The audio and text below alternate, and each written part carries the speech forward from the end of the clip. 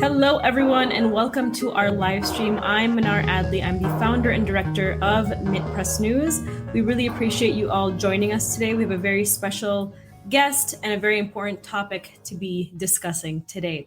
If you could, just to help us beat social media algorithms, we ask that you like and share this live stream and that you hit the subscribe button if you have not already. So we're just going to get right to it.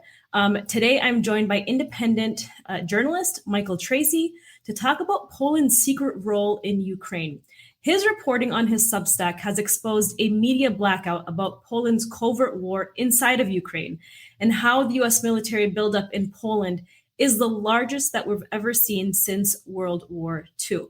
So when talking about Russia's war in Ukraine, the media has shown us one side of the story, which is unfolded, which is that there's a massive refugee crisis.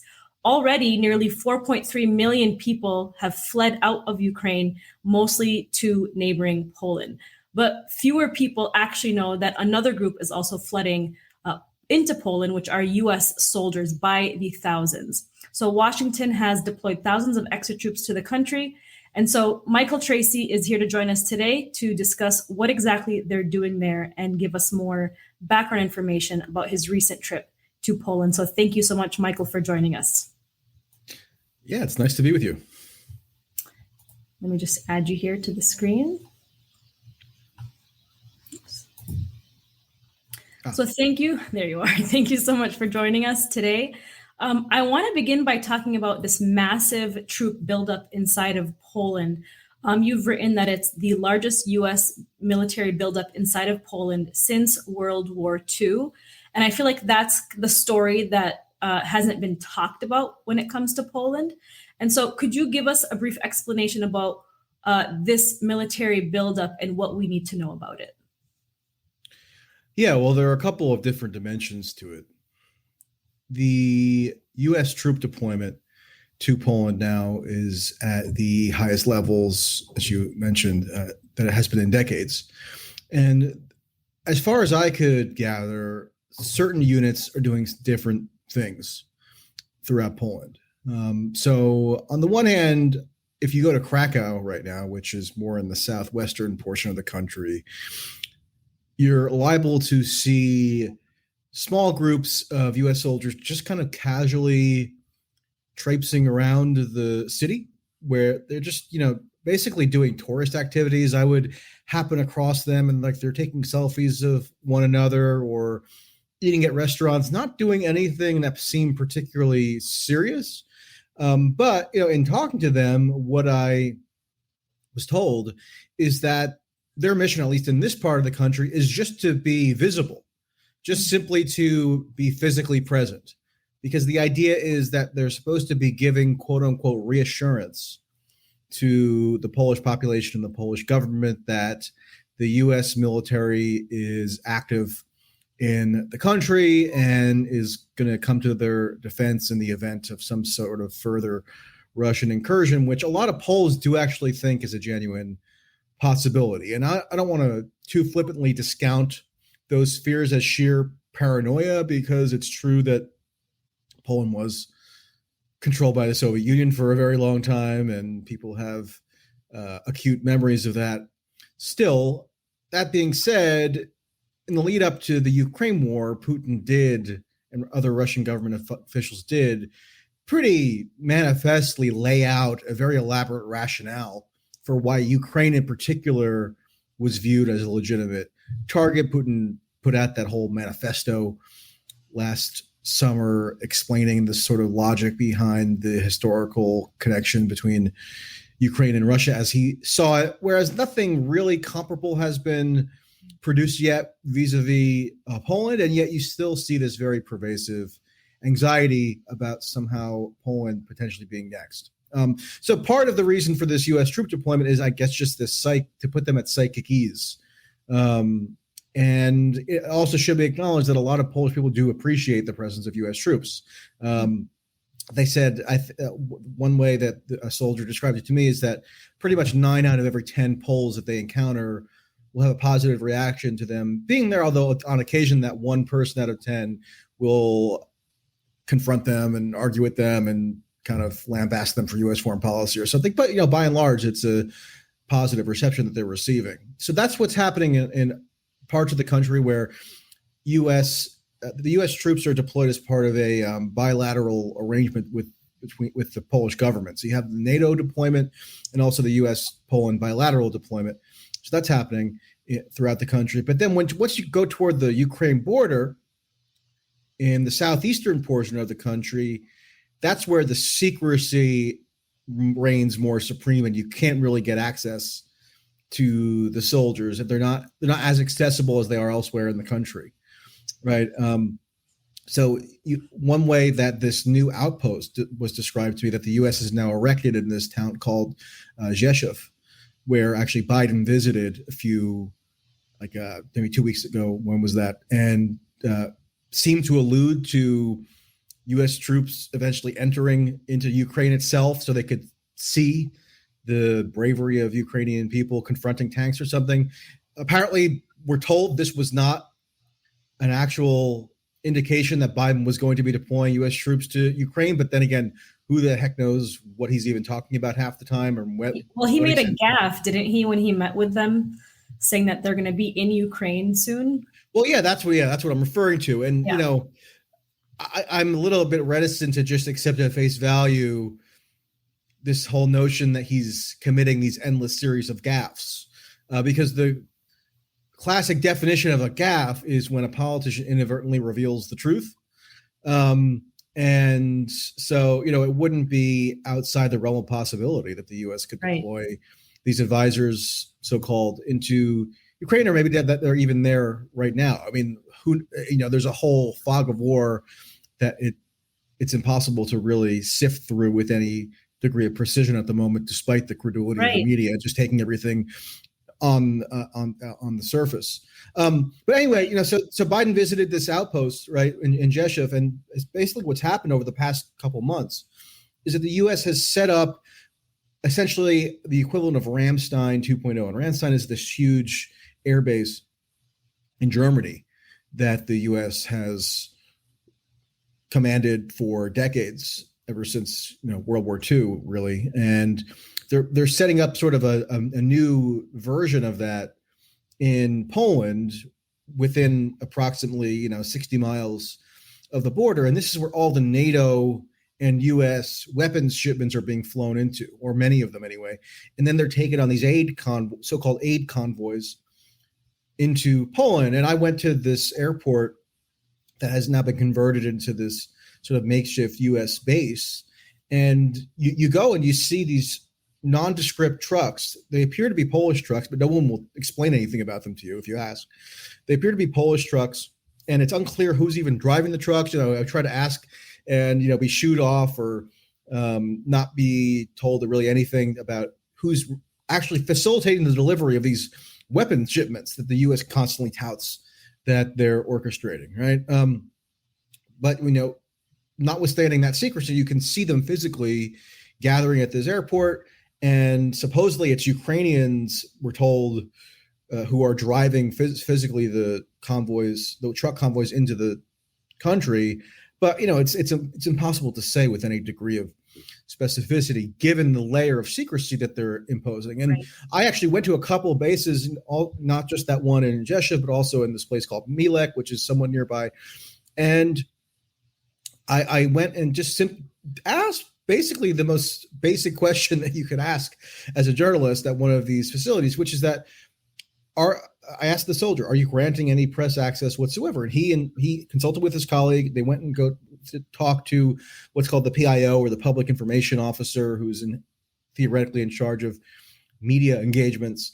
And I was told by multiple soldiers, independently of one another, that the policy in place at these new U.S. installations throughout Poland is a media blackout. So even the most friendly and deferential journalists who they could handpick to present in a positive light what the U.S. military is doing there, even they are not being permitted to enter these facilities. So it makes you wonder, because every couple of days we get another so-called gaffe from Biden where he appears to be revealing another layer of involvement of the U.S. in this Ukraine conflict, right? So last week, Biden, seemingly slipped up and admitted that the U.S. is training Ukraine soldiers, but then we're told it's not happening in Poland. It's just happening in the U.S.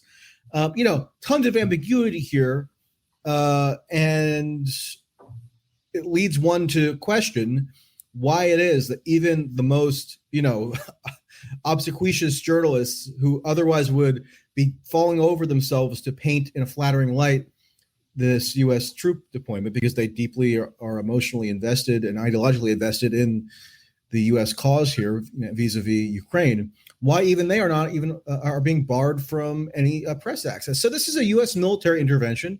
It's the U.S. This is the hub of the U.S. waging a enormous proxy war. It's the largest weapons funneling operation that the U.S. has ever undertaken in Europe since World War II, by a lot. And a lot of the mechanics of it and the logistics of it are still shrouded in secrecy. And because most U.S. journalists unabashedly support this intervention, they also unabashedly support the secrecy. So they're hardly doing much investigation at all. Every now and then, in fairness, you will see an article from like the Wall Street Journal news reporters or something where they kind of provide a few tidbits about these operations. But by and large, the media is very hostile to any real coverage of this. And they think that the only permissible reporting on the conflict is to do what every NBC news anchor and Sky News anchor are doing, which is go to Lviv in Western Ukraine, somewhat near to the Polish border, and just repeat the day's talking points that have been provided to you by Ukraine government officials. And supposedly you're doing this intrepid war reporting because you're on you have the landscape of Lviv in the background where no fighting really is happening except for the occasional airstrike on the outskirts. But you're brave and worthy of commendation for that. And they don't think that it's acceptable or desirable to report really on the nature of the U.S. military intervention, despite its escalatory nature, where like every couple of days there's a new, again, way in which it seems to be escalating.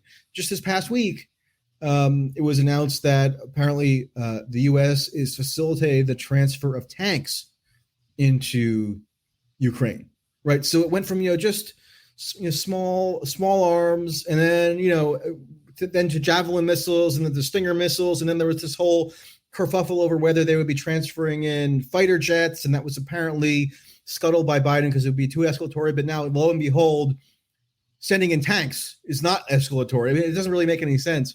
And the U.S. public doesn't have a whole lot of real insight into how this is transpiring, in part because the media is just so fervently credulous, as it often tends to be. Absolutely. The fog of war disrupts, reality. It completely fogs people's ability to think critically and ask questions. And, we at Mint Press did this really incredible study by Alan McLeod that showed that over 90% of the analysis and op-eds in the Washington Post, in the New York Times, and I believe it was the Wall Street Journal, were written by columnists and analysts that were directly funded by NATO. And so, or weapons manufacturers like Lockheed Martin or Raytheon.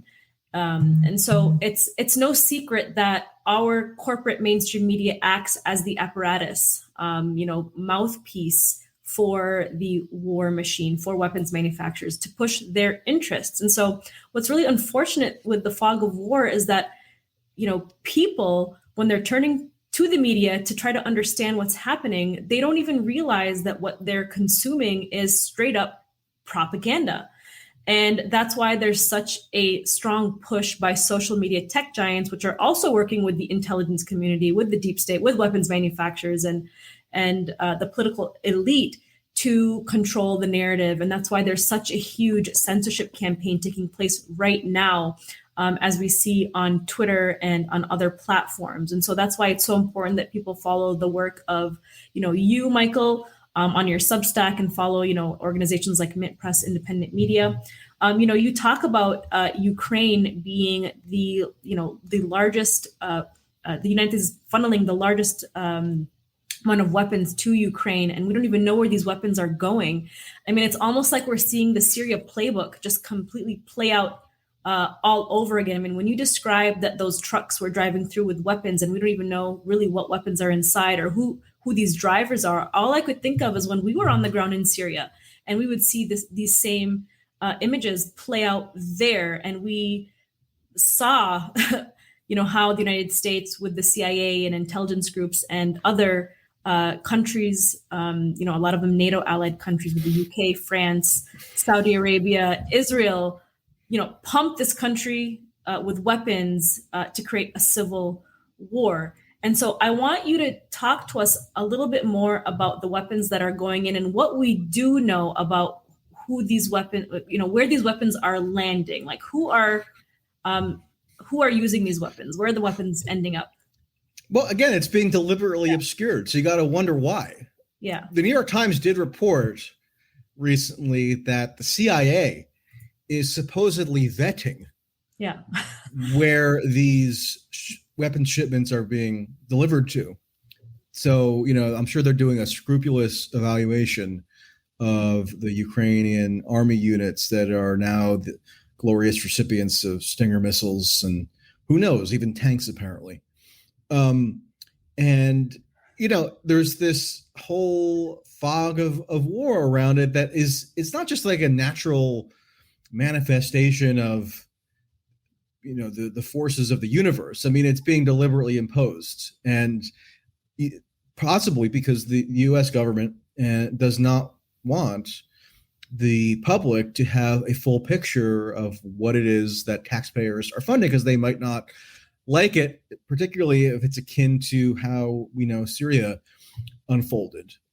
Just as a quick sort of aside, because you were mentioning this proliferation of so-called experts in the media who are funded by these military industrial interests, I have one paradigmatic example of that just because I happened to engage with this person recently, but it's a really funny one. And there's this woman named Olga Lautman, who I would never have even really heard of, but of course, out of nowhere, accused by her a few days ago of being a quote shill for Putin's genocide, as if I'm running around making affirmative defenses for some sort of genocidal policy, which of course is absurd. But this is what she calls me. And so, 2 seconds of research reveals that this woman is directly funded by way of her affiliation with this, ambiguously acronym think tank called CEPA, Center for European Policy Analysis, based in DC. This woman is funded through her think tank by who else?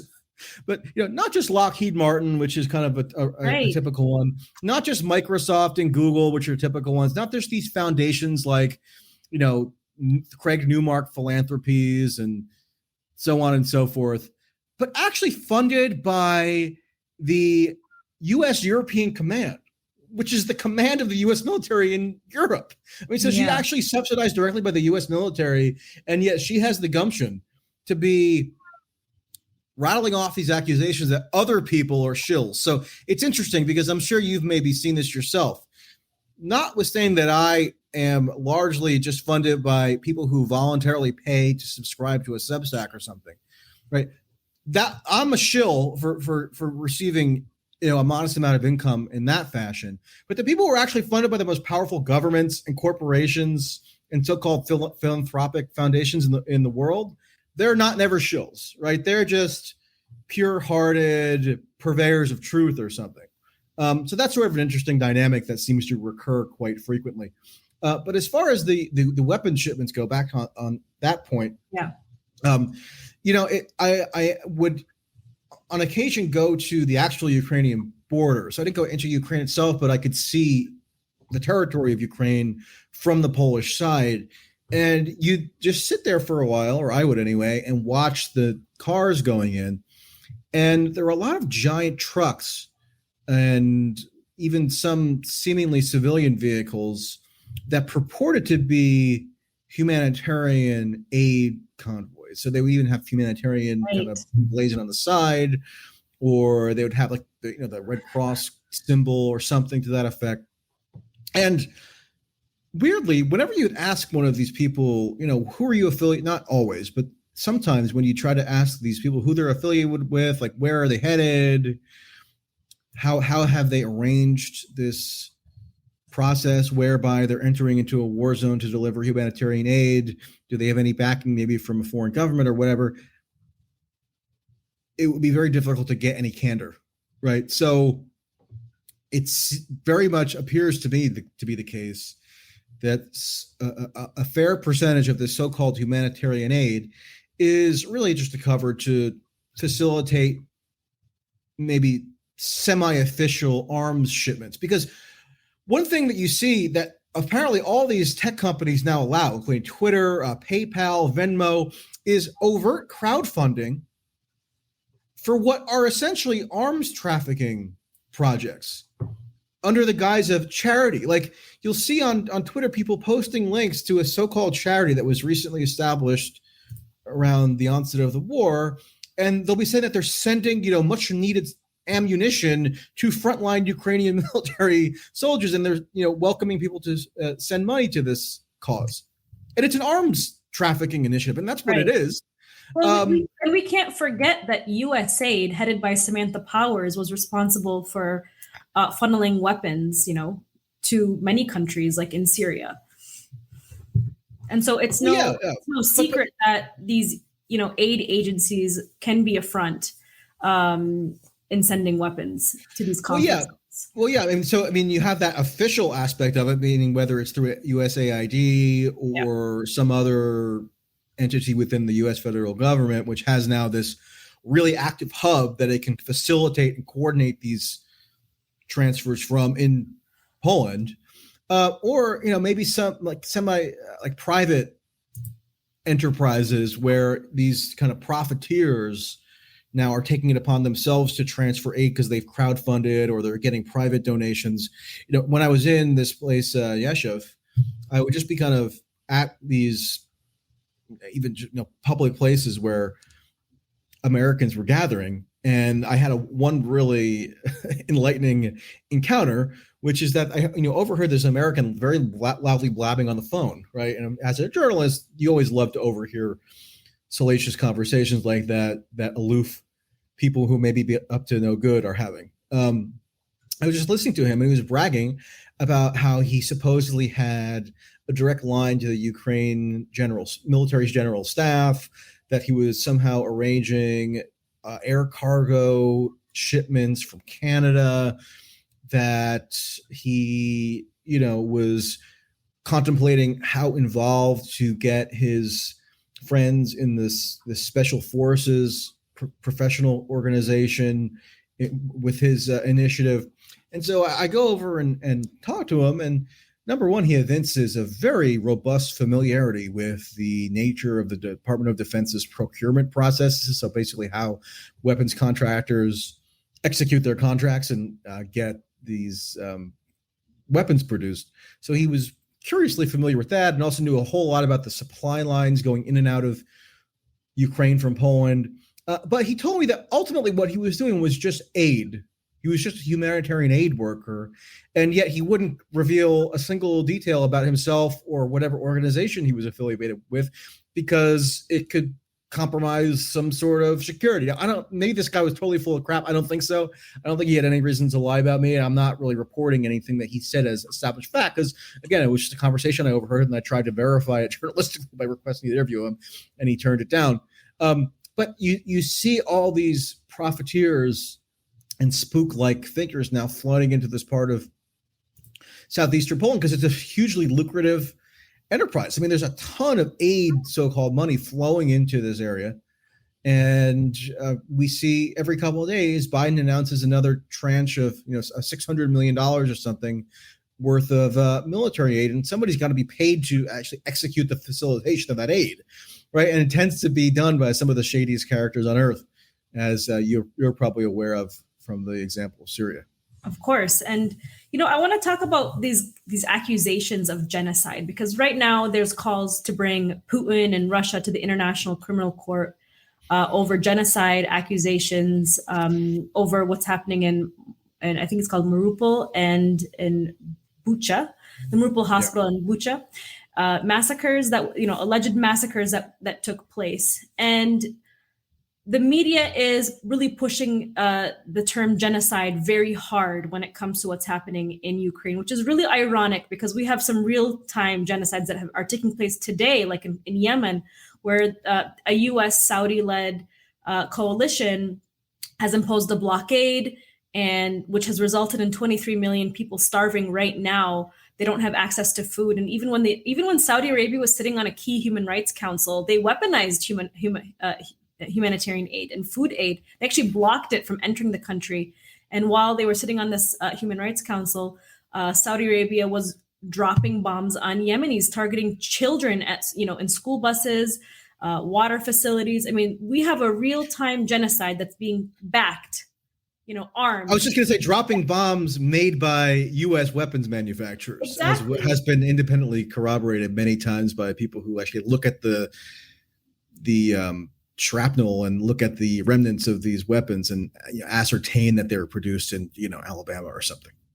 Exactly. And because the United States Hague Invasion Act, the United States cannot be taken to The Hague. And if they are taken to The Hague, they've threatened basically to invade The Hague. And so we have a lot of hypocrisy taking place within the media. And I just want to show some headlines showing these accusations of genocide. So I'm going to share them right now. One moment, please. So we have this first headline: pure genocide, civilian targets in Mariupol annihilated by Russian attacks. And this story is really interesting because it went viral, and it became the evidence, I guess you could say, for pushing for more weapons to get into Ukraine, for the United States to push for more weapons shipments into Ukraine, ironically, as if weapons going into a country solve an already, very sad and hard situation. Can I just quickly comment on this before you move on to the next example? Luke Harding, this is hilarious. Luke Harding, who's the author of this article, was one of the absolute most discredited fabulists who reported on the so-called Russiagate saga within the U.S. from roughly 2016 to 2020, the most quintessential example of which was an article that I still think is on the Guardian website uncorrected and has never been substantiated, that Harding proved that Paul Manafort, who is this campaign chairman for the Trump campaign, had met with Julian Assange in the Ecuadorian embassy in London during the 2016 election, where they colluded and figured out how to do Russia's bidding to install Trump into power. We all are supposed to be extremely fearful and concerned about this scourge of so-called disinformation, right? But this article was basically revealed to be total nonsense, and Luke Harding was the perpetrator of it. And now apparently he's running around as a war correspondent to let the world know that genocide is underway, as if his journalistic bona fides have been established. And actually, I think, this is sort of a tangent, but just very briefly, I think Russiagate was pretty critical in setting the stage discursively for what we're seeing now in terms of the fervor Americans feel and the media feels about this war in Ukraine, right? Because they already, especially liberals, viewed Russia as this global menace that was pulling the strings all over the world to fund and fuel and foment these dangerous right-wing insurrectionist movements, including in the personage of Donald Trump, who it was alleged that they actually installed into power as a sort of Manchurian candidate style scheme in 2016. And so the ideological dimensions were in place by way of Russiagate to then sort of enable this launching of a major war fervor at the moment that Russia, does something militarily in, on the other side of the world. And so Harding was actually integral in priming the U.S. and to some extent UK publics to have this really committed and aggressive response to what the so-called West ought to be doing to to defeat Russia. And that's why you see I think it's a big reason why you see so little pushback, especially amongst liberals now, for stuff like Biden publicly Calling demanding regime change. I mean, before that, it was, Blinken, the Secretary of State, admitted that the purpose of sanctions, U.S. sanctions on Russia, was not merely to punish Putin or Russian government officials, it was to inflict suffering on Russian civilians such that they would then, be sent into such privation that maybe at some point the government could be overthrown. That's why there's so much dehumanization of Russian people now. And it was primed and prepared for the last, 7 years with Russiagate and the Trump administration. There's no question about that. And like you said, we have, U.S. government officials like Nancy Pelosi, the president himself, and Tony Blinken, very overtly saying that, the agenda of these sanctions is to inflict suffering on the Russian people. I mean, they're saying the secret part out loud now, whereas liberals, maybe even just 5 years ago, would have never said that. The liberal establishment would have hidden that fact and said that it's just supposed to hurt, maybe affect like one government official or something like that. Well, I wrote a Substack a couple of weeks ago where I quoted from the 2015 National Security Strategy document that had been put out by the Obama administration, where Joe Biden was the vice president. And they laid out what their supposed rationale was regarding sanctions, whether it was with respect to Iran or Venezuela or Cuba or what have you. And they said that the purpose of sanctions would be limited. I mean, they would explicitly limit it to narrowly punishing government officials and would be tailored to not inflict any punishment on civilians, as though it's this act of collective punishment where we're attributing blame to ordinary people for the actions of their government, right? So that was at least the pretense. Now, it wasn't in practice what sanctions actually did. They did inflict collective punishment as a matter of economic warfare, but there used to at least be this conceit, especially among liberals and Democrats, that wasn't the purpose, right? But now they're just overt about it. They admit that it's the purpose, and they are proud to declare that it's the purpose. And of course, Republicans are all on board with this as well because they don't care. They have their own like quasi Cold War logic now that's been resurrected, where you have Tom Cotton, for example, speaking at the Reagan library a few weeks ago, and where Zelensky was awarded this Reagan Freedom Medal as though he were inducted to this pantheon of into this pantheon of Reagan mythology alongside Margaret Thatcher and George H.W. Bush and all these people.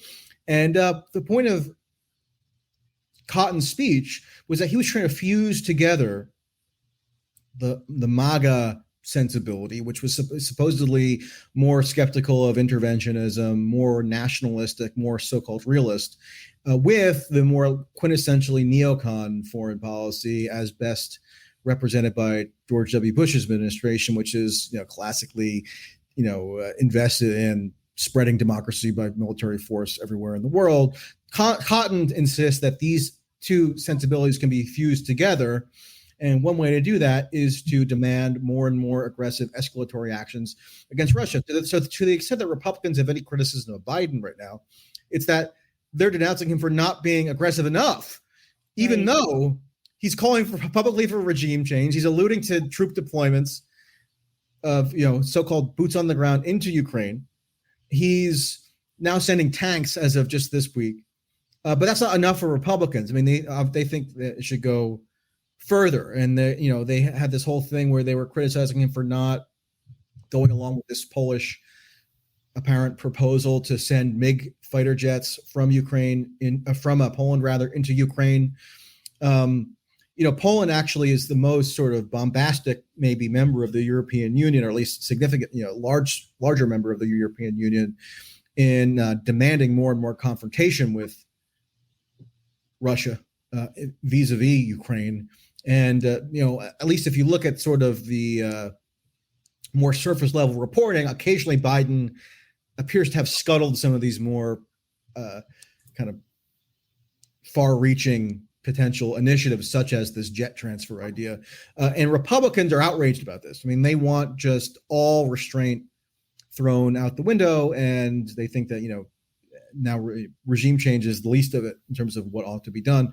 You even had Sean Hannity, for example, a couple of weeks ago saying, oh, why doesn't NATO just kind of sneak into Ukraine and bomb that Russian tank convoy that had previously been encircling Kiev? And then we'll, maybe they won't figure out that it's us, but we should just do that. So anyway, there's this kind of convergence of different ideological tendencies in the U.S., partly deriving from the frenzy around Russiagate amongst liberals, and then also now this ancestral, like anti-Soviet tendency among Republicans that is now kind of aligning to create this consensus around just an unwavering, unflinching devotion to a constantly escalating proxy war. And even if you use the word proxy war, I've discovered, you get denounced as some sort of Russian propagandist, or, these liberal propaganda organs like Media Matters have called me a quote unquote conservative journalist for using that term, as though I got like a memo from the Republican National Committee to let me know what a proxy war consists of. I mean, I don't know what else you're supposed to call this weapons funneling initiative that the U.S. military is undertaking in a hot war zone. It seems to me like it's proxy warfare, and it seems to me like it's being admitted. I mean, Leon Panetta, who is the Secretary of Defense and CIA director in the Obama-Biden administration, publicly went out last month and said, this is a proxy war by the U.S. against Russia, even if currently serving U.S. officials don't want to admit it. I'm just using his terminology, but there's such a kind of a unbreakable consensus around this issue that even using proper terminology is regarded as some kind of affront. I want to share this video of Biden talking about Putin. Yeah. And so I'm just going to share this really quick and play it. They stood for solidarity here. You can hear it, right? And together, it was an unmistakable, undeniable force of the people that the Soviet Union could not withstand. And we're seeing it once again today with the brave Ukrainian people showing that their power of many is greater than the will of any one dictator.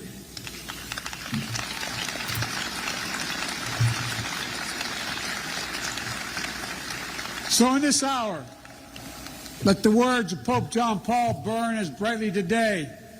Never, I'm tearing up. Give up hope. Never doubt. Never tire. Never become discouraged. Be not afraid.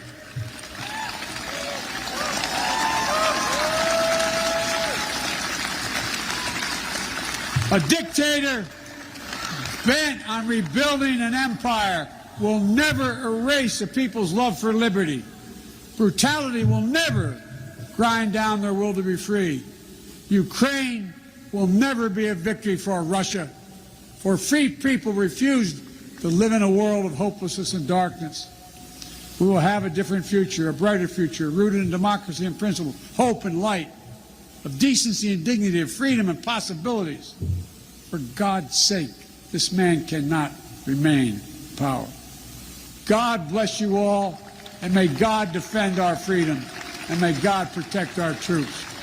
Thank you for your patience. Thank you. Thank you. You want to sing the Star Spangled Banner together now? Let's stand up and put our hands over our hearts. You know what I was going to say is, if we could just juxtapose George Bush ahead of the U.S. invasion of Iraq and all of the U.S. politicians right now, in terms of like how he used to talk about, how Bush talked about Saddam Hussein and how Putin is being described. I mean, it's like no different. It's no different than what's happening right now. I mean, and it just goes to show just how much war fervor there is now. I feel like this is the most war fervor I have seen in my lifetime since 9/11. Well, yeah, I mean, actually, there are U.S. politicians. I'm writing something else now, and I was looking up a quote from Chris Coons, who's the senator from Delaware, Democratic senator, who's a big confidant of Biden because they're both from Delaware, which is this somewhat insignificant state, except for the fact that Biden is from there.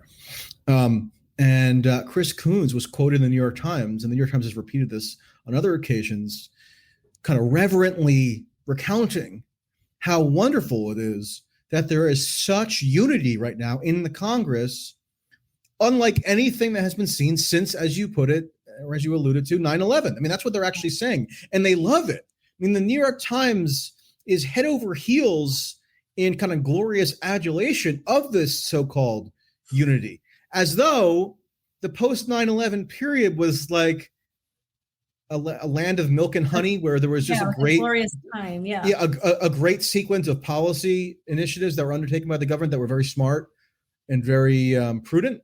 So, like the Patriot Act, was just a swell thing in hindsight, and invasion of Iraq, maybe it was underrated, actually, thinking back, and on and on and on. So they actually think that the kind of so-called unity that bolstered that consensus in 2001 being replicated today is somehow conducive to good policy. And actually the war fervor that you mentioned was also exemplified by what the media did in the wake of that Biden call for regime change, which let's try a step back and appreciate for a moment. I mean, that's a really kind of threshold crossing event for the US president to go before a public stage, and not just in some off the cuff quip. I mean, there are times when Biden's having a just sort of casual seeming encounter with somebody, and he'll say something that would be called a gaffe, right? But that was a formal speech at a podium in a deliberately selected foreign capital, Poland, that would be most receptive pretty much anywhere in Europe to these kinds of calls for more antagonistic policy directed at Russia, right? As I learned when I was there, where you do see this undercurrent of paranoia about the supposed nefarious designs of Russia, which again, I don't fully discount, but there is a paranoid dimension to it.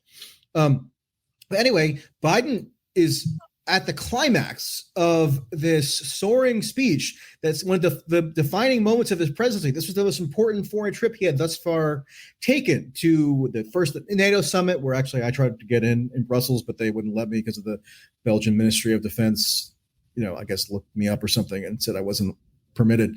So then Biden goes from Brussels to Poland, and he delivers this manifesto type speech about what U.S. policy is going to be with regard to this generation defining conflict. And at the climax, at the most dramatic peroration, he declares that this man cannot stay in office any longer. Putin. It's a call to regime change. And what does the U.S. media do, basically? In the immediate aftermath, they get emails from anonymous White House officials. I mean, they just give out anonymity like candy. These American media don't even bother justifying it. I mean, what basis would there be to give Jen Psaki or Jake Sullivan or whoever else is sending them these clarifying emails anonymity? Who knows? But anyway, they put out these so-called walkback statements where it's claimed, this wasn't a call for regime change. It was just, who knows? Biden saying this in the midst of a formal speech and one of the biggest platforms he's had so far as president, was just a gaffe. I mean, please. There's no evidence that it was a gaffe. Biden, when asked if it was a gaffe, actually so-called doubled down in the aftermath. He didn't retract what he said. He just said there wasn't any change to U.S. policy, which you know what that reveals? It was just that Biden was overtly articulating what U.S. policy is geared toward, which could have been inferred prior to his statement in Warsaw, but has now been formally expressed, which is regime change. I mean, that's the point of the sanctions. That's the point of the U.S. seeming to just flatly undercut any so-called peace negotiations. The U.S. is not even a party to any of these negotiations, apparently. And whenever there's an apparent development that could potentially be positive, they throw cold water on it. So the Pentagon and the State Department in unison will say, we don't believe that Russia is serious about anything. And it seems like their objective is not to assist in the facilitation of these peace talks, but to undermine them instead. So that's the obvious policy posture of the U.S. government. And you see now more and more reports, including some that I've heard from sources, that the supposed ideal scenario for the U.S. is not to cease hostilities in Ukraine, but to protract them for as long as possible. Actually, General Milley, the chairman of the Joint Chiefs of Staff, testifying before Congress this week, articulated a version of this where he's saying, look, this could go on for years, as though the U.S. has no power over whether it does or does not go on for years. Like it's just this naturally occurring event that the war is going to go on for years. Like the U.S. isn't actually fueling it overtly.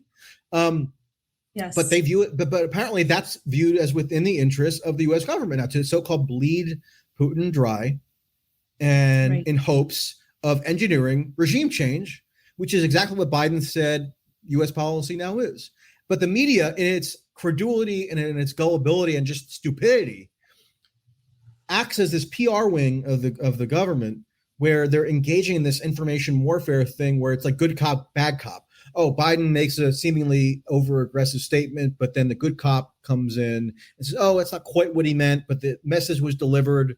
So, you call for regime change, but then slightly mitigate the intensity of the call. It doesn't really matter because, Putin still heard that, right? And so did everybody else in the world.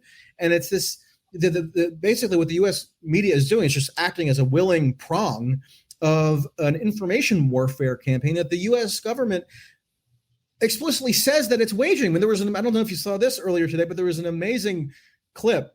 I'm going to share it. Okay, yeah, please show that. Let's share it, okay? And I have your tweet pulled up.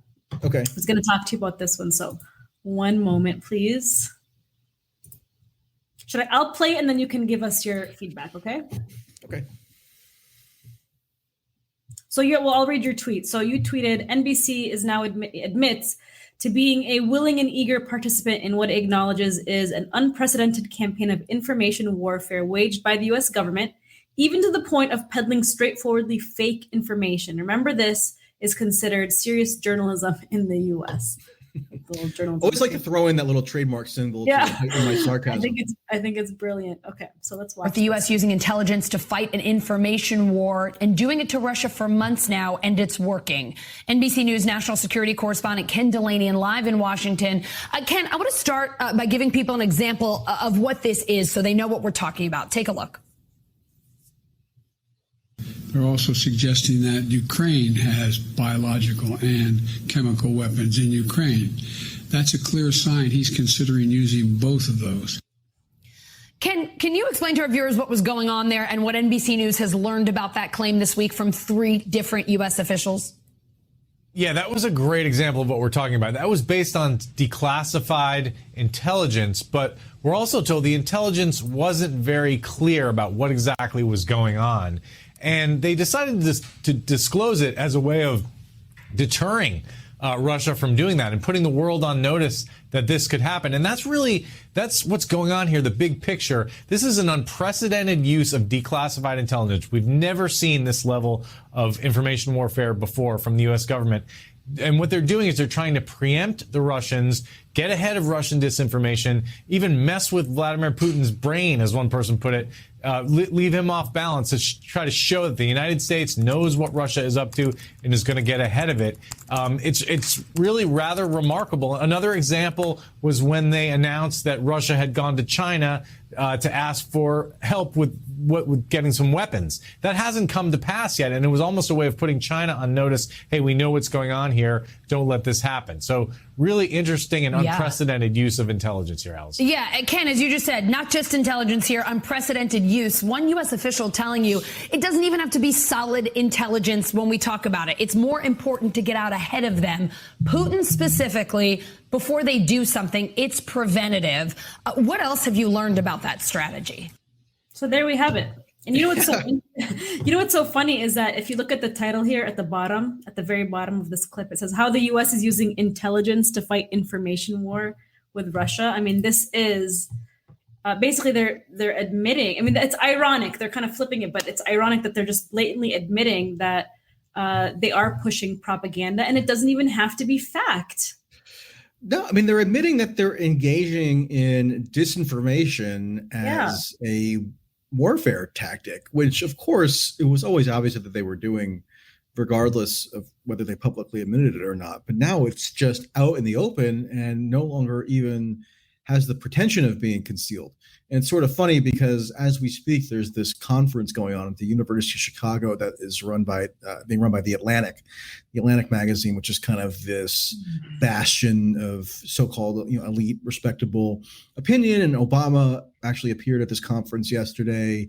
You had Ann Applebaum, all these kind of think tank funded disinformation experts regaling us with their wisdom and deep experience. And what they're basically saying in unison is that disinformation is this horrible problem that threatens democracy, right? Well, conveniently, they just got another amazing example of disinformation that they can comment on. It just happens to be emanating from the US government. I don't know if they're going to actually address this. I have doubts. But if they were genuinely interested in disinformation as a societal ill, then this seems like it would be right up their alley. But I have a feeling they're going to conveniently overlook it. But yeah, I mean, it's interesting because a lot of the media is basically, as I sort of alluded to earlier, just functioning as organs for what is overtly admitted to be a disinformation campaign. I actually read a piece on Mint Press News by Dan Cohen from I think maybe 2 weeks ago, where he gets into this in terms of what the Ukraine government is doing. I can pull it up. Yeah, I was just going to say, and when you mentioned this whole issue of the genocide label being adopted. Well, arguably that originated, or at least that was popularized most decisively by Zelensky himself, because what did he do? Well, he's on this worldwide Zoom tour of all the parliaments he can possibly address, or legislative bodies. And maybe his most brazen appearance was when he went to the Israeli Knesset and essentially berated Israel for not doing enough to help Ukraine and to oppose Russia. And he did this in part by invoking the specter of the Holocaust. He said that what Russia is doing now is the latest iteration of a so-called final solution. Now, and to say that to the Israeli parliamentarians is kind of, that takes cojones, I think is the technical term. What happened in the aftermath of that? Well, Zelensky's PR savvy has paid off. Genocide is now the standard term that's used to describe events like what purportedly occurred in Bucha prior to any independent investigation whatsoever. I mean, India and China at this UN Security Council meeting this week had their diplomats say something that, at least in a vacuum, sounds rather sensible, which is that before we make any conclusions about these events, which do seem troubling, given that there are these images of people in body bags and mass graves and such, that warrants some investigation. So in order to render any conclusion, what ought to be done is that independent investigation should be launched. Absolutely. And then once we can verify the facts, may well have been Russia, but we don't know that for sure. I mean, no one does until there's an independent investigation, right? That's the whole point. But China and Russia and India making this request is somehow regarded as an incredibly fringe and even despicable view in the so-called West, where unless you preemptively issue a formal denunciation that characterizes this as a deliberate genocide on the part of Russia, then you're an apologist for Putin, right? That means you're shilling for his genocidal regime, as I have been accused of doing, which of course is like total idiocy. But that's actually it's an effective discursive tactic on the part of people who want to defend this consensus that is fueling this proxy war effort. Well, and thereby enriching, by the way, the military-industrial complex and the think tanks that are funded by the military-industrial complex. Well, what I was just trying to say is that, I mean, absolutely, and this is just the same smear campaigns that we're seeing when it comes to the war in Syria. I mean, Mint Press was heavily targeted as well in these kinds of attacks, calling us Assadists or spreading disinformation or whatever it is. A lot of our journalists went through the same thing, and it just happens over and over again with whatever conflict that we see. But specifically with this crisis, I mean, this has been the most aggressive, and I think because of NATO's agenda in the region. This article here is, pointing to, referring to as not far short of genocide, which is coming from a statement from Prime Minister Boris Johnson of the UK. And of course, Boris Johnson has become like the face of this crisis as well, just like Biden, because he's been, he's been pushing for weapons there, promoting this war against Russia. And even in the UK, they've been calling for foreign fighters. I mean, people in the UK have joined the fight in Ukraine to fight the Russians. So of Americans, I did a Substack where I interviewed an American, essentially mercenary, who I happened to just encounter. And, can you pull up the link? Is it possible? Yeah, I could pull it. If it's too much work, we don't need to. But I was going to say it would be nice to point. Okay, to it. How do I? What should I do to pull it up? Should I share my screen? Yep. Hold on. Because I think this story about fighters leaving these Western countries to go fight on the battlefield here in Ukraine is really interesting, because we saw similar things happen in Libya and in Syria, except those people were considered jihadis, right? And those people were arrested and investigated. Except now we're actually calling for Westerners to go and fight in these wars. Yeah. Sorry, it's bringing up all kind of privacy preferences for me to figure out how to allow if this. It's too much work, no problem. Yeah. People can Google it pretty easily. March 16th, headline is American foreign fighter says he was injured in Russian airstrikes. So essentially what happened was I was at one of these processing centers on the Ukraine border in Poland for displaced people who have, really had a harrowing experience where they're fleeing their homes and whatever in the midst of the war. And there's this guy in army fatigues walking around with an American flag patch and a Ukrainian flag patch on his shoulder. And of course, my interest was piqued. So I talked to him, and he said that he was at this so-called international peacekeeping facility in far western Ukraine, Yavoriv, that had been targeted in a Russian airstrike. And the number of people killed in this airstrike is still not clear, even though it was several weeks ago now. But he was in his barracks at this base during the strike, and he said that he would have been killed because if he had been slightly differently positioned on his bed, because the strike blew out his windows in his room, and he said that he would have been not impaled, but a shard of glass would have struck him in the heart and killed him. And it was only by luck that he avoided that. So this was, and he ended up being slightly injured, kind of on his hand and arm and stuff. Not really that severe, but still, this was an American who was present at this facility because he's one of these people who have been lured into the country by Zelensky, who openly called for this influx of foreign fighters, and the U.S. media openly glamorizes these foreign fighters. CNN does these glowing profiles of American, veterans who are entering Ukraine. I don't know if there are that many entering now, but at the beginning of the war, there were lots who were transiting into Ukraine to fight with these so-called international legions or whatever. The way this guy told me that he referred to it as the Zelensky Battalion, and that there were fighters from Belgium and Canada and the UK. And this is sort of it's like an internationalization of the war that is reminiscent of what happened in Syria.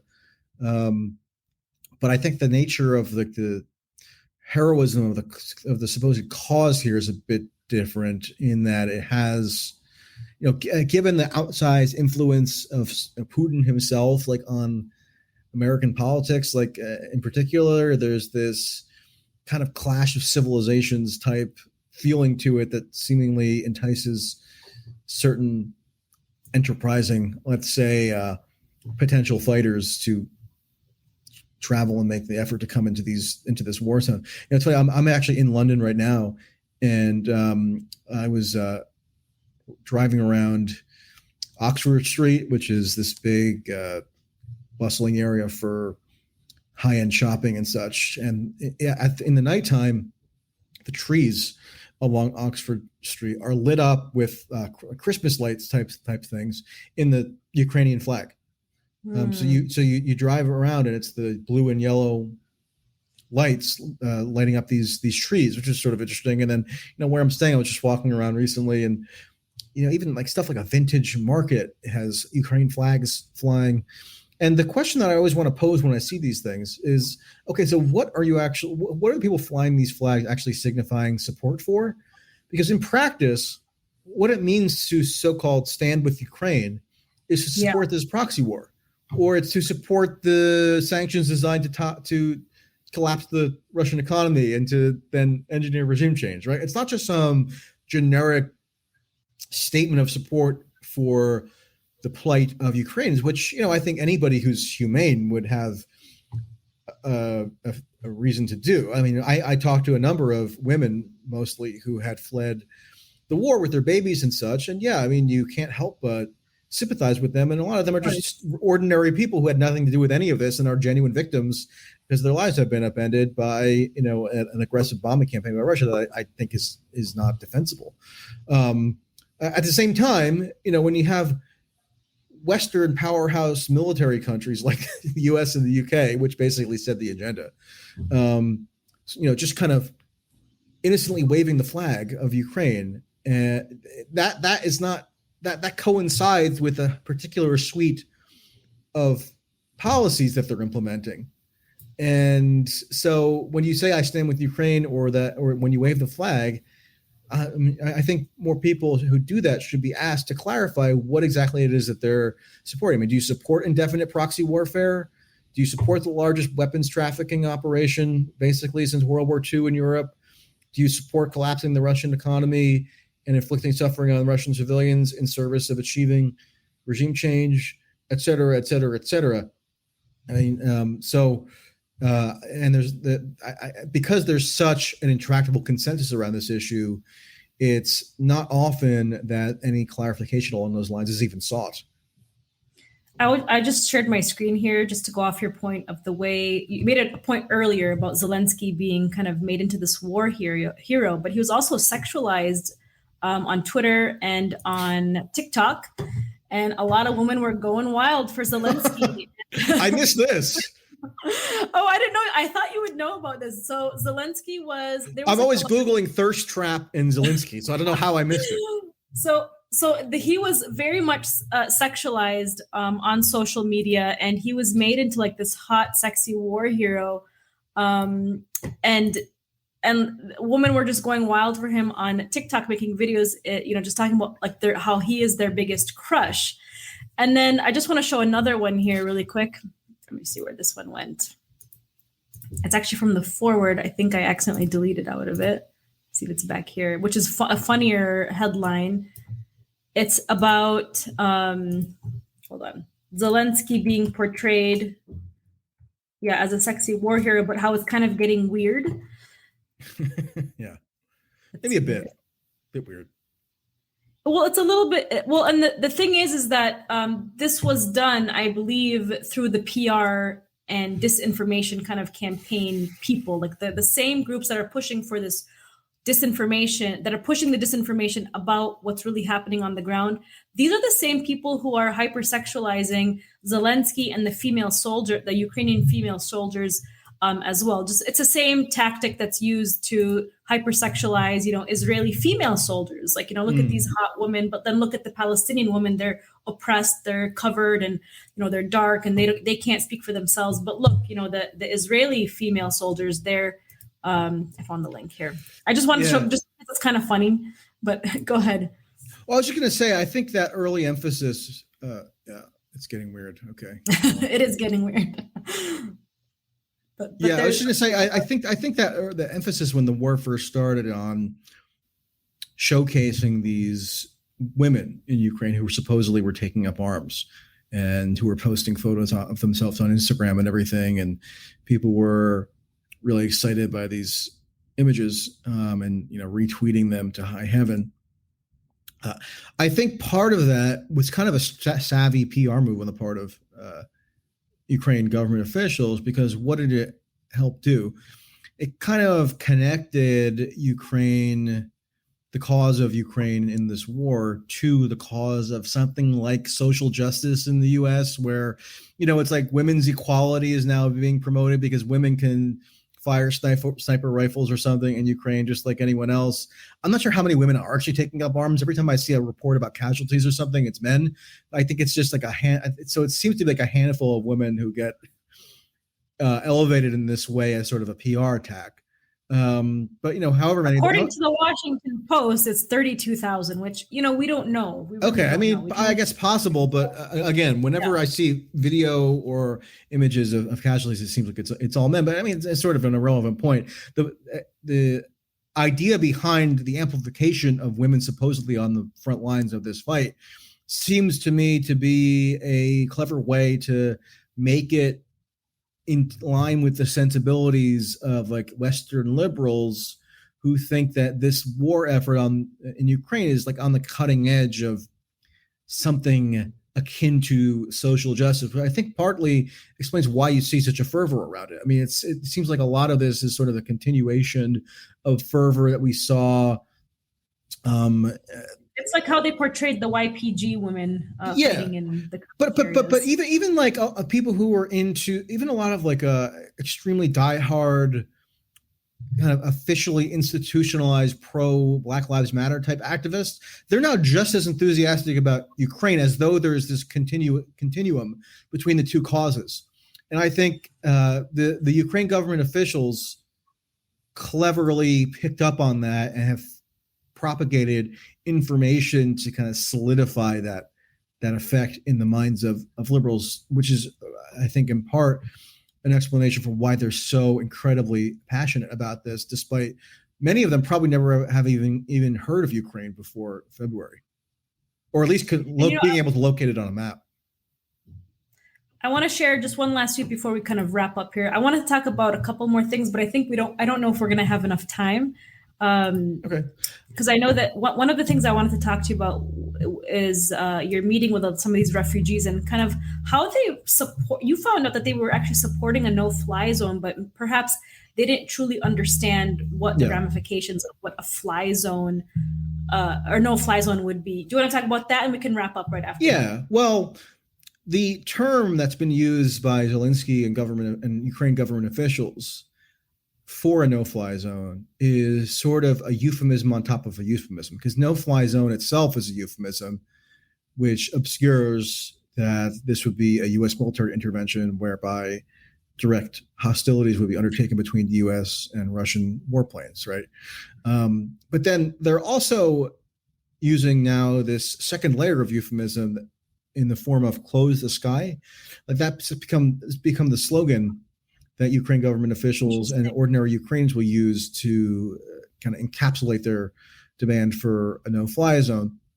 And close the sky is kind of a benign sounding intervention. It sounds almost like intrinsically humanitarian, right? Doesn't, to the naked eye, appear like it even entails any military action at all.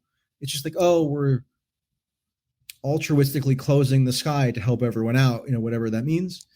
And it seems like it was a very much a deliberate PR maneuver on the part of Ukraine government officials. In fact, when Zelensky addressed the U.S. Congress publicly over Zoom a few weeks ago, he played this very graphic but well-produced video montage showing these, disturbing scenes of carnage and humanitarian and human, suffering in Ukraine.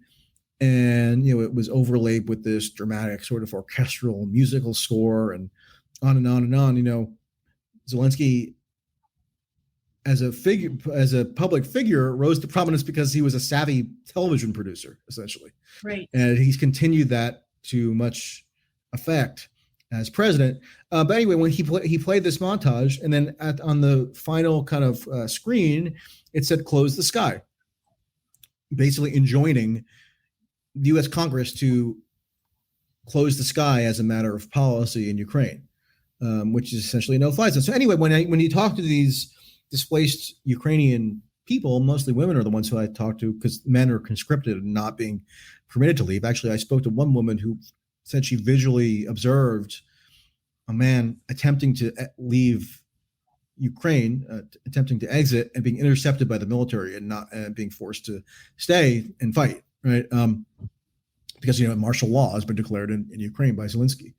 who's also using his martial law powers to, for example, ban opposition parties and other measures that aren't ordinarily associated with kind of virtuous liberal democracy. And yet supposedly this is the existential battle for liberal democracy that's being waged, that we all must support if we're right-minded citizens. But anyway, the women who I spoke to, when pressed, they would say, yeah, we support close the sky. Close the sky, close the sky.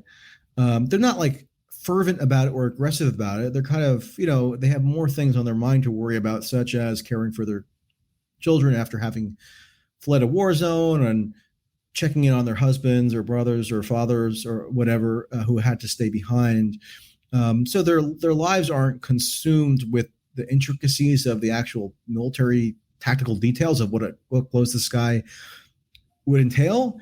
And I think that was deliberate. That was purposeful on the part of people who, in a PR, with a PR logic, invented this term, because close the sky to them, and even to some Poles who I spoke to, because when you walk around different cities in Poland, for example, even places like coffee shops will have a placard hanging in their windows saying "Close the sky" in Ukraine. And I would ask the barista or something, or whoever put it up, just kind of innocuously, okay, so what are you saying you support here? And they really don't have any conception at all that this entails a military intervention on the part of the U.S. Right. It's just a generic statement of solidarity or sympathy with Ukrainians, which is understandable. But that's why it's so manipulative, right? Because they're equating general human sympathy for people who have undergone real turmoil with support for this incredibly escalatory military action that would, if you believe Joe Biden, precipitate World War III. Because that's the reason that's the citation, that's the reason he cites for not agreeing to this measure yet. And that's absolutely what will happen. Yeah. So I mean, one thing I tried to ponder in writing one of these articles recently was how to deal with people who are themselves victims, like these women who had fled and had to leave their homes and carry their babies into a foreign country because of the trouble that they were leaving behind, how to deal with it when they are espousing this viewpoint, which if enacted, if acceded to, would wreak global destruction unlike anything any of us have ever experienced, right? So on the one hand, they are deserving of sympathy, but on the other, their policy prescriptions cannot be countenanced because it could result in nuclear annihilation. So absolutely, it's kind of a confounding moral quandary to sort of parse. And the sort of conclusion that I come to is basically these people who are themselves victims have been deliberately misinformed, and so therefore ought not to be demonized as like somehow warmongers, but it should be recognized that they have fallen victim in an additional sense in being told that the solution to their ills is to basically launch a global military conflagration that would just exponentially increase the amount of suffering in the world. That's such a beautiful point that you made. I really appreciate you saying that. And I think it's really important that people do take that to heart, to not dehumanize the people that are running away from a situation that they are so afraid of. It is a scary situation. Having myself lived under Israeli occupation and witnessed warplanes dropping bombs on houses in Ramallah, you're living in fear, you're living in anxiety. And that also distorts, your understanding and your critical thinking at times. And so a lot of these people who are, running away from war, I mean, they're just in survival mode. And the media, unfortunately, uses that to manipulate the masses and pushes that kind of agenda to push for a no-fly zone, which obviously could lead to further escalation with Russia and nuclear annihilation. And I just want to wrap up with this tweet that I tweeted yesterday. Just want to show it because we're seeing kind of revisionism when it comes to even Joe Biden and how he's portrayed as Uncle Joe, having a lot of gaffes. And this kind of goes back to our first point that we made. And he just really is asleep and he doesn't know what's really happening. And, just poor Uncle Joe. When in reality, we're seeing like the third term of Obama's presidency taking place right now. He's wide awake. Joe Biden is wide awake, you guys. He's not Sleepy Joe. So I tweeted, Joe Biden called Putin a war criminal, yet Biden had no problem personally approving $735 million worth of missiles to Israel last May when it was bombing Gaza. I mean, we were covering this story pretty extensively at the time. And of course, Gaza is the world's largest open-air prison where Israel uses U.S.-made bombs by Lockheed Martin, Raytheon, Boeing to target homes, schools, hospitals, and buildings housing journalists. On Yemen, the world's worst humanitarian crisis, where Saudi Arabia regularly bombs residential homes and schools and school buses carrying children, Biden personally approved $650 million worth of air-to-air missiles to Saudi Arabia in his first term after vowing to end the war during his presidential campaign. And on Afghanistan, where the U.S. waged 2 decades of war and turned the country into a narco state, Biden personally approved the freezing of $7 billion worth, I put with, but it's worth, of the country's assets, while 23 million Afghanis face famine. And if people don't know, they should know that Afghanistan right now is on its way to becoming the world's worst humanitarian crisis, up there with Yemen. And we can't forget, of course, that Joe Biden was the vice president under Obama when their administration was arming jihadis in Syria and Libya, turning Libya into a failed state, and working with the president himself, Obama, to drone strike weddings and funerals in Yemen. The hypocrisy that we're seeing right now is so real and so ridiculous. And it's devastating because it's being used to manipulate people further. So I just want to say, go ahead if you want. Yeah. Well, I mean, lest we forget. Okay. So in the 2020 Democratic primaries, I actually interviewed Joe Biden. Okay. Granted briefly. Let's talk about this. Granted briefly, but I did interview him because around the time, I don't know if you recall, but there was this mini controversy about Biden putting forth a certain amount of revisionist history as to his role during the 2003 invasion of Iraq, when he was the head of the Senate Foreign Relations Committee and thus played an integral role in actually giving Bush bipartisan cover to launch the invasion. So Biden voted for the war, as did Hillary Clinton and John Kerry and most other prominent Democratic officials at the time, right?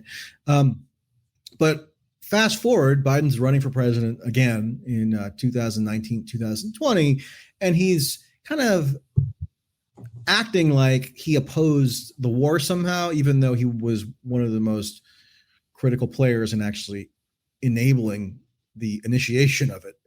So I was at this event he did in New Hampshire, and he reiterated to me that he actually gave me he had just debuted a couple new rationalizations for what he did in 2003, but he debuted to me another one. And he said he actually opposed the war before it began, because before he had previously been saying, pretty soon afterwards, he figured out that it was a bad idea and started opposing it. To me, he said he opposed it before it began. Right. And then so I know that was a little bit curious. So I went and looked at the record, and, on the night of the invasion, he's on CNN declaring his unflinching support for Bush. Right. And so on and so forth. So, Biden is actually a very skillful politician. I mean, that's why he won the Democratic nomination in 2020 when he was written off by a lot of people, including leftists and progressives and such, who thought he didn't have a chance, either because he was cognitively hobbled or because he was too quote unquote centrist or whatever. No, he's actually, I think he's much more skillful than really Hillary Clinton was in terms of managing the Democratic Party coalition and kind of situating himself at the median of the party. In 2003, one of his big accomplishments at that point thus far in his career was to help give Bush a rationale to launch the war, and he did that from his very influential perch as the chairman of this committee in the Senate. So, although he expressed remorse for that, I mean, there wasn't a whole lot of indication that he ever thoroughly sort of repudiated the worldview that gave rise to him acquiescing to that invasion.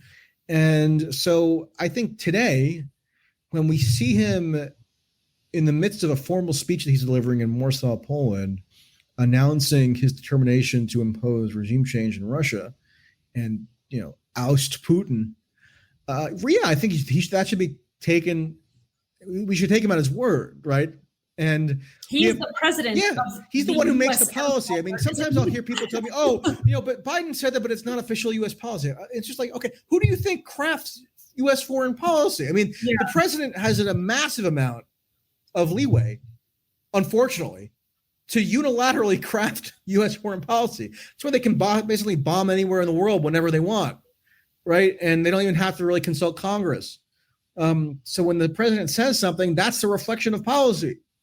And actually, when you look at the existing policy, such as the sanctions, such as the weapons funneling operations, such as the diplomatic efforts to undercut some sort of negotiated resolution, all of it militates toward the conclusion that the U.S. is indeed, as Biden said, aiming to impose regime change. I mean, it's not really a secret, and yet we get all these kind of convoluted rationalizations and deflections rather than just acknowledging what is a president said. Is looking us squarely in the face.